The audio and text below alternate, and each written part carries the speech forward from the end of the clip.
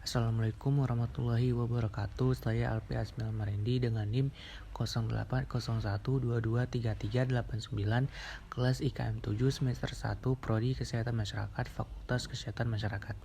Di sini saya akan memenuhi tugas mata kuliah Biomedik 2 dengan dosen pengampu Bapak Prodalima Sinulingga SCAP, Nurse MCAP. Materi yang saya bawakan mengenai proses pembentukan urin. Oke, langsung saja bagaimana proses pembentukan urin itu. Urin adalah hasil sisa proses metabolisme yang diproses di dalam ginjal dan dikeluarkan dari dalam tubuh melalui saluran kemih.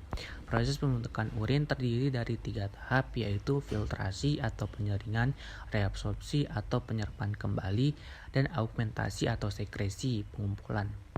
Organ-organ yang terlibat dalam proses pembentukan urin ini termasuk dalam sistem urinaria, yaitu meliputi ginjal, glomerulus, kapsula Bowman, tubulus, saluran dan kandung kemih, ureter, serta uretra.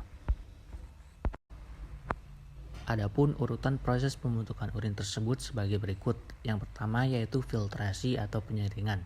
Proses pembentukan urin pada tahap ini dilakukan di dalam ginjal.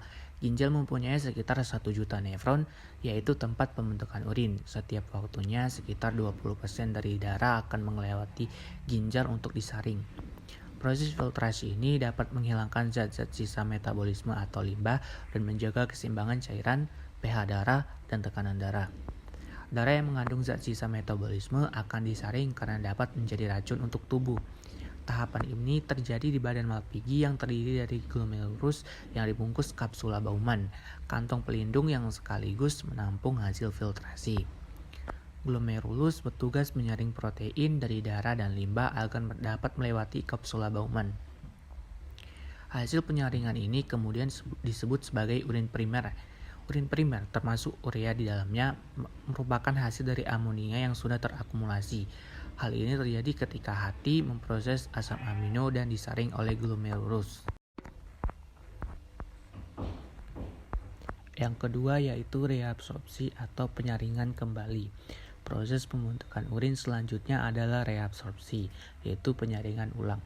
Sebagian besar hasil penyaringan ulang yaitu urin primer akan diserap kembali sebelum dikeluarkan dari tubuh.